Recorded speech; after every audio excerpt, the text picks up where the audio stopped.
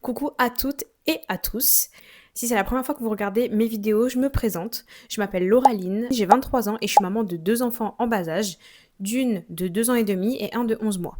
Sur cette chaîne, si vous regardez, il y a déjà des vlogs. Mais en plus, je veux rajouter une catégorie vidéo face cam où on va aborder plusieurs sujets, notamment autour du mindset et du développement personnel, du glow up, et de la vie de famille en général par rapport au vlog. Donc si tu sais que ce genre de vidéos peuvent te plaire et c'est des sujets qui t'intéressent, n'hésite pas à mettre pause sur la vidéo, t'abonner, liker, commenter si tu veux. Ça donne de la force, ça fait toujours plaisir. Aujourd'hui, comme vous avez pu le voir grâce au titre, je vais m'adresser aux mamans en particulier, surtout aux femmes qui se sont perdues derrière ce rôle de maman qui est très prenant. Petit disclaimer, cette vidéo va plus être adaptée aux mamans qui sont dans le même cas que moi, donc qui sont femmes au foyer, qui ne travaillent pas. Parce que tout simplement, je me base sur mon expérience à moi, et donc les conseils ne seront peut-être pas adaptés aux mamans qui sont solo ou qui travaillent ou les deux. Ça me tenait à cœur de faire cette vidéo comme première vidéo pour lancer cette série, parce que je suis devenue maman à 20 ans et à 22 ans, et je me suis complètement laissée submerger par ce rôle qui me prenait tout mon temps. Avec du recul et de l'expérience, je me suis rendu compte que c'était pas le temps qui me manquait, mais c'était une mauvaise organisation. Vu qu'en plus, j'ai arrêté de travailler depuis que j'ai appris que j'étais enceinte de ma première, j'avais pas l'excuse du travail en plus de devoir gérer la vie de famille.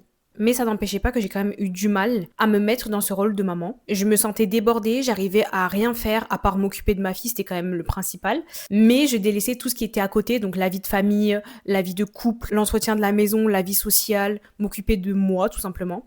Et puis j'ai appris ma deuxième grossesse et là j'ai commencé vraiment à flipper parce que je me suis dit ma cocotte, si avec un enfant déjà tu n'y arrives pas, ça sera quoi avec deux? Donc j'ai commencé à mettre des choses en place pour m'aider à améliorer mon quotidien qui était déjà difficilement vivable, mais c'était totalement à cause de moi. Je me suis dit que j'allais jamais m'en sortir avec deux. Donc dans cette vidéo je vais vous donner les conseils qui ont fonctionné pour moi par rapport à ma situation. Si vous vous reconnaissez, tant mieux.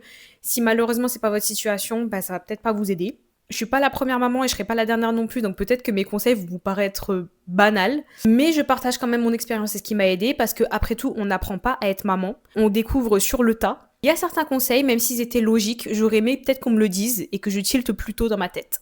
Ces astuces m'ont permis de reprendre du temps pour moi, de bien gérer mon emploi du temps et de reprendre des activités que j'avais dû mettre de côté par manque de temps, mais du coup manque d'organisation. Donc le premier point, ça va être l'organisation. Pour moi, c'est le plus important. Parce que sans ça, tu te laisses vite submerger, tu fais pas forcément les choses dans l'ordre ou tu repousses au lendemain, ou au final tu perds du temps en scrollant, en regardant des séries, etc. En faisant des choses futiles qui te font perdre énormément de temps précieux pour des choses importantes de tous les jours. Et après, à la fin de la journée, tu t'en veux parce que tu t'es laissé aller, t'as pas réussi à faire tout ce que tu voulais dans la journée. Donc pour ça, moi personnellement, j'ai un grand tableau dans ma cuisine avec le feutre qui s'efface. Tout simplement, je me mets toutes les tâches que j'ai à faire dans la journée. Au moins, ça me permet de sortir un peu ma charge mentale de ma tête, mais de l'avoir face à moi. Quelles sont les tâches aussi du plus important au moins important. Et au fur et à mesure, d'effacer ce que tu as fait, franchement, c'est grave motivant parce que tu te dis « Oh, j'ai déjà fait tout ça » ou « Oh, il me reste que ça à faire ». Et surtout, ça me permet de rien oublier. Parce qu'on sait qu'avec la grossesse, il y a des neurones qui doivent sauter parce que franchement, vu les pertes de mémoire, tu peux aussi le faire sur ton téléphone ou sur un carnet, ça revient au même, du moment que c'est visuel. Et je trouve que de l'écrire, etc., moi, ça m'aide.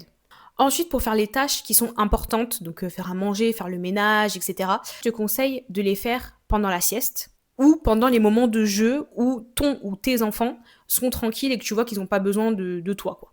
Évidemment, si tu as le papa ou si tu as des personnes dans ta famille ou dans tes amis qui peuvent t'aider, ce qui est encore le mieux, c'est de les laisser, de déléguer la surveillance à ces personnes pour pouvoir avoir vraiment 100% de ton attention sur tes tâches à faire ou quand tu vas faire les courses, etc.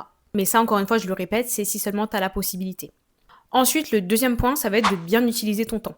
Personnellement, et je pense que je suis pas la seule, ce qui me prenait énormément de temps, c'est mon téléphone. Ça, c'est vraiment un fléau et je pense qu'on est beaucoup à en avoir marre d'être accro à ce téléphone. Quand je regardais mon temps d'écran et que je voyais que je passais entre 5 à 10 heures, voire plus de temps d'écran, j'ai tout de suite compris d'où venait mon problème. Ensuite, je me suis dit, mais si tu as 10 heures à mettre sur ton téléphone, on est d'accord que tu as 10 heures à faire ton ménage, à t'occuper de tes enfants, à faire du sport, à lire, à faire ce que tu veux. Tout simplement, j'ai commencé par réduire mon temps d'écran. Et au lieu de passer 1 heure sur mon téléphone, je passais 1 heure à lire, par exemple. 1 heure à faire du sport, 1 heure à jouer avec mes enfants. Peu importe, mais sans être sur mon téléphone. Parce qu'il n'y a pas besoin de 3 heures d'affilée ou d'une journée complète pour pouvoir faire ce qu'on veut. Le plus important, c'est de le faire. Même si au début, c'est que 15 minutes par-ci, 15 minutes par-là, c'est 15 minutes de fait. Personnellement, moi, pour ce qui est du sport, comme je suis en postpartum, je regarde des vidéos sur YouTube pour refermer mon diastasis. Et ce genre de vidéo ne dure à peine que 10 à 15 minutes. C'est largement faisable et ça te fait prendre un moment pour toi, faire du sport, essayer de retrouver ton corps d'avant. Franchement, tout bénef. Moi, personnellement, je le fais avec mes enfants à côté. Et ce qui est drôle, c'est qu'ils reproduisent ce que je fais. Donc en plus, on passe un moment ensemble et je prends soin de moi. Donc ce genre d'activité, t'as pas forcément besoin qu'ils soient à la sieste ou etc.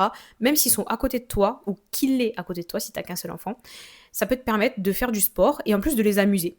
Le troisième point, ça va être de te retrouver en tant que femme. Point très très très important.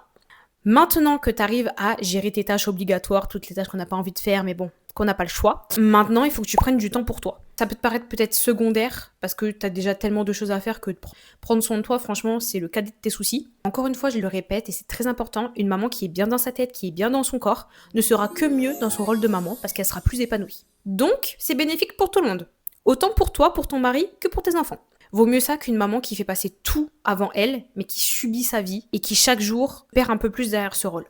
Donc je te conseille de te poser et de te faire une petite liste de ce qui te fait vraiment du bien.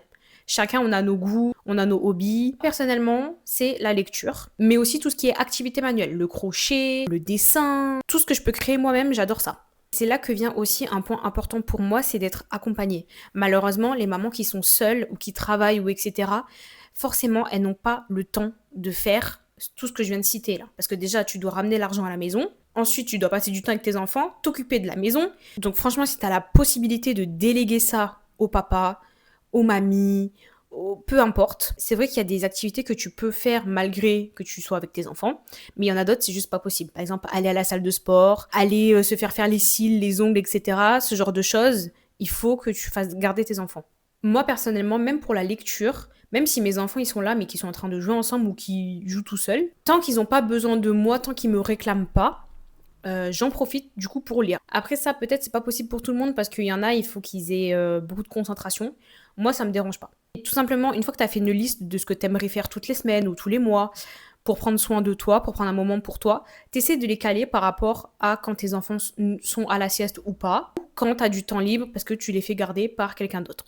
Et le dernier point, c'est non, tu n'es pas égoïste. Tu peux peut-être culpabiliser d'être dans un bad mood, de pas te sentir bien alors que tu as choisi ou pas d'avoir des enfants. Des fois, c'est des bébés surprises. Mais tu peux culpabiliser dans le sens où j'ai choisi ça et du coup, je dois assumer, donc j'ai pas le droit de prendre du temps pour moi. Mes enfants ont besoin de moi, etc. Oui, ça, c'est ok. Mais par contre, là où c'est pas ok, c'est que t'es légitime de vouloir prendre du temps pour toi. Avant d'être une maman, t'es une femme. Donc, t'as tes envies, t'as envie de te détendre, t'as envie de faire du sport, t'as envie de sortir, faire les magasins, voir tes copines, prendre soin de toi, récupérer ton corps d'avant grossesse. Je sais à quel point la charge mentale, la fatigue de pas dormir, de tout le temps être surstimulé, tout le temps ton enfant qui est derrière toi, qui a besoin de toi, et c'est normal. Bon, ça dépend aussi de l'âge de ton enfant. Moi qui ai 2 enfants en bas âge, je sais à quel point ils sont tout le temps derrière moi, ils ont tout le temps besoin de quelque chose, et c'est normal. Mais je sais que des fois, à la fin de la journée, j'ai la tête comme ça, parce qu'il n'y a pas une seule seconde où j'ai été dans le calme. De voir aussi ton physique et de te rendre compte à quel point il a changé. Alors ne sois pas trop dur avec toi parce que t'as quand même porté la vie, hein, c'est pas rien. Je dis ça alors que moi-même c'est compliqué, hein. Mais bref, pour tous ces points, la charge mentale, etc., de penser à tout, je sais à quel point c'est dur d'être maman et que c'est dur de faire la part des choses et de bien s'organiser pour avoir du temps pour soi. Donc je pense avoir tout abordé. Si j'ai oublié des choses, si vous avez des questions, je me ferai un plaisir de répondre en commentaire ou de faire des vidéos vraiment dédiées pour certains sujets. J'espère que mon expérience en aura aidé quand même. C'était rien de fou, mais je me dis que peut-être de l'entendre, ça peut rebooster. J'espère que la vidéo vous aura plu. Également, si vous avez des thèmes ou des idées de vidéos qui vous feraient plaisir, n'hésitez pas à me le dire en commentaire et je les ferai avec plaisir également. On se retrouve la semaine prochaine parce que je me suis donné comme objectif de vous sortir une vidéo par semaine, que ce soit vlog ou vidéo face cam comme ça. Je vous fais des bisous!